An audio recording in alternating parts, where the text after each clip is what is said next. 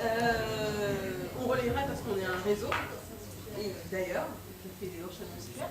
Parce que la question est, que signifie pour toi le réseau? Le réseau. Je pense que le réseau, à la base, ça doit être quelque chose de simple et pas hypocrite.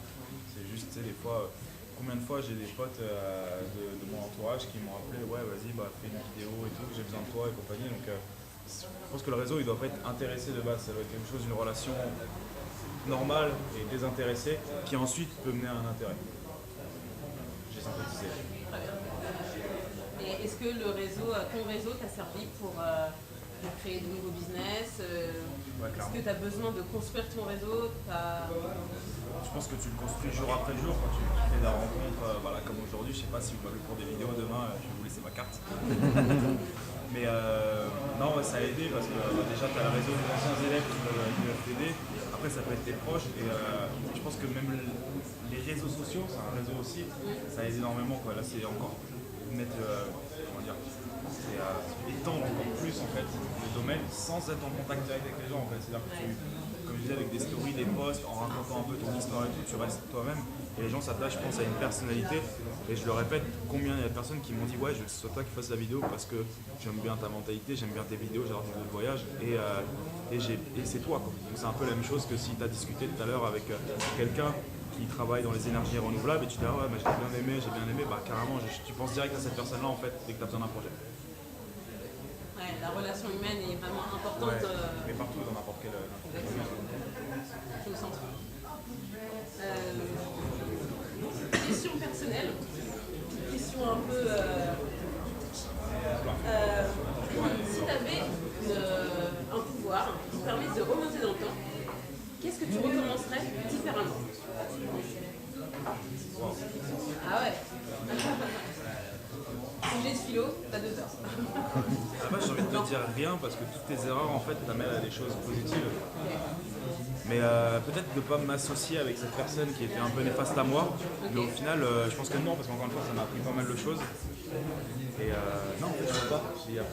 J'ai laissé faire les choses, des erreurs. Et si, peut-être mon PFE, pas le faire en 2 semaines et prendre un peu plus de temps. Parce que j'ai écumé des nuits blanches. Et dernière question. Si tu n'avais pas peur, qu'est-ce que tu ferais? Si j'avais pas peur, qu'est-ce que je ferais?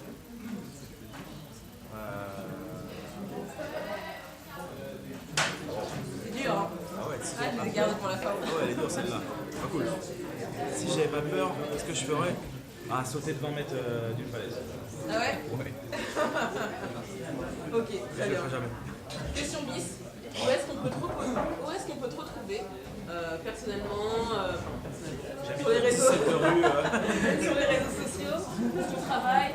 Où est-ce qu'on peut te retrouver sur les réseaux? Moi, si tu tapes Loris Monteux, donc je crois que c'est à chaque fin de vidéo, c'est marqué LORIS MONTEUX.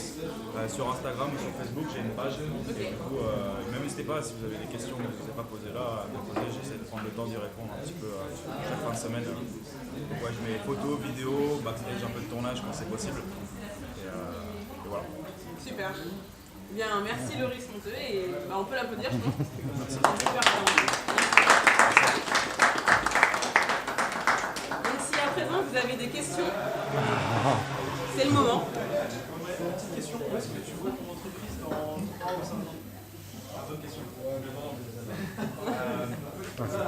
Dans 3 ou 5 ans, comment je la vois? Déjà, en fait, ma première année, c'était vraiment, je prenais tous les contrats que je trouvais. Même qui ne me plaisaient pas, parce que j'avais cette peur de ne pas avoir en fait, de sous à la fin du mois. Après, j'ai compris en fait qu'en prenant les petits contrats, des fois à 1000 € ou autre, j'en avais d'autres qui pouvaient tomber plus gros. Et du coup, ça m'empêchait de les faire. Ou alors je les faisais, mais je me faisais des nuits blanches. Du coup, ma deuxième année, donc cette année 2018, mon but c'était de réaliser, je parle en cadrage et montage, que les vidéos qui me plaisent. Que ce soit des non rémunérés comme mon projet perso en Afrique, que des vidéos de voyage, ce qui me parle plus parce qu'on m'appelle beaucoup pour ça, et de déléguer en fait cette partie un peu instit et tout, où ça peut tourner tout seul, d'où le fait que j'ai fait confiance à une personne, un pote à moi, Damien en fait, que j'ai formé en vidéo et qui travaille maintenant quasi à plein temps pour moi. Donc du coup, ça c'est ma phase 2, ma phase 3, ça serait vraiment de dégager en fait, de monter une petite équipe. 2-3 équipes de vidéastes qui gèrent un peu ces projets Instit. Du coup, ça me fait en fait du revenu indirectement passif parce que je me positionnerai plus comme chef d'entreprise et commercial et d'aller toujours sur des projets qui me font kiffer, quitte à ce que ce ne soit pas rémunéré en fait, qui font sens à moi. pas être obligé de troquer tout le temps mon temps contre de l'argent en fait. Même si indirectement t'as pas trop le choix. Et justement, dans ta gestion d'entreprise, est-ce que tu fais ta trésorerie provisionnelle? Ouais. Toujours, tous les mois, à chaque fin de mois, je fais ma compta, ma trésorerie pour voir où j'en suis. Je paye toujours mes freelances à chaque fin de mois, j'attends pas parce que les clients mettent 3-4 mois à te payer.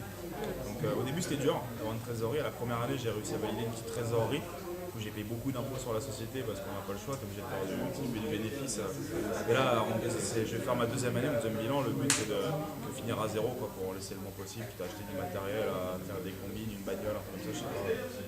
Donc ouais, je gère, c'est important parce que ça peut aller vite. Des fois, je suis appelé sur des projets où j'ai besoin d'avancer quasi 7000 € de billets d'avion, de frais d'hôtel et compagnie. Ça m'est arrivé de cracher un drone et de devoir relâcher 2000 € d'un coup. Donc c'est bien d'avoir, c'est pas énorme, mais d'avoir un peu de sous côté. Ou même si un jour j'ai pas de boulot, ce qui n'est pas encore arrivé encore, voilà. Mais ça me permet de me dire je peux me verser un petit salaire pour payer mon loyer, pour payer mon crédit. C'est important de gérer cette trésorerie, et même si moi c'est super facile à gérer, quoi. Je suis tout seul, c'est des petits montants, je fais 5-6 contrats par mois, donc j'ai pas beaucoup de lignes comptables. D'autres questions? Quel est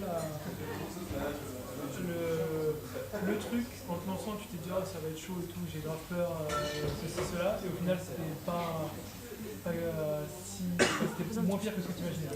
Je pense que ce que j'avais le plus peur, c'était que les clients n'aient pas confiance parce que je débute.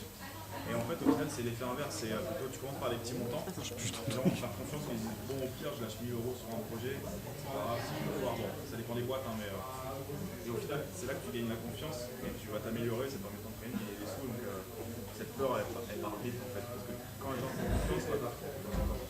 C'est chaud. Et par extension, est-ce que tu as des clients récurrents ou est-ce qu'à chaque fois c'est des nouveaux clients?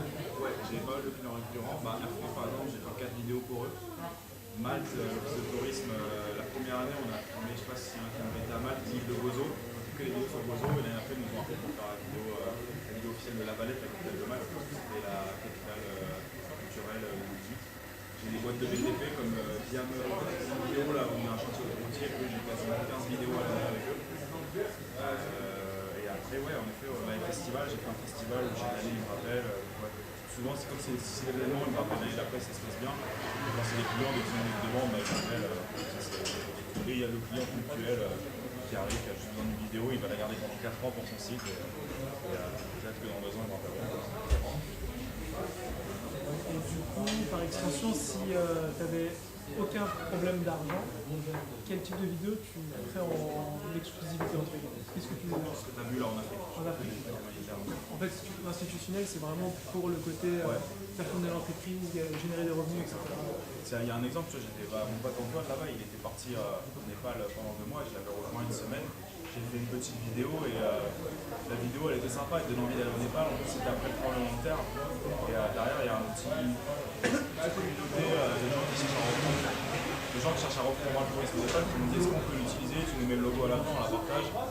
Parce qu'en fait ça va nous aider à donner envie aux gens de venir au Népal et d'aller chez les locaux. Nous le but c'était qu'on était en gros on allait faire dormir chez nos cousins du machin et chaque euro dépensé en fait dans le pays c'est 1 euro dépensé intelligemment plutôt que d'aller au Hilton. Et tu sais que derrière en fait sur 1 euro il y a 90 centimes qui vont aller au siège du Hilton. Donc c'est aussi ce que j'aimerais développer, c'est le côté tourisme éco-responsable. Là le prochain projet qu'on aimerait faire avec mon pote, on ne sait pas encore où, mais en gros on a en tête par exemple d'aller au Laos dans un village avec des gens qui n'ont pas de boulot et de leur dire ok on a ça comme budget, on va vous monter un petit écologe, on va vous apprendre à parler l'anglais, on va vous apprendre à gérer le tourisme mais de façon intelligente, pas le tourisme que tu vois dans certains pays où c'est les grosses chaînes hôtelières et au final ça profite un peu aux locaux mais plus en fait à cette organisation, à cette gestion qui est au-dessus. Je pense que le tourisme aujourd'hui il faut le revoir un petit peu autrement. Ça c'est très bien, en Thaïlande il y a des chaînes hôtelières énormes, ça fait bosser beaucoup de monde.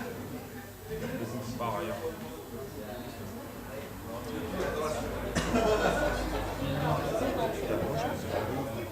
Et est-ce que tu as senti le besoin d'être coaché? Alors en tant qu'entrepreneur, au début j'allais pas mal à des événements, des déj ou des dîners.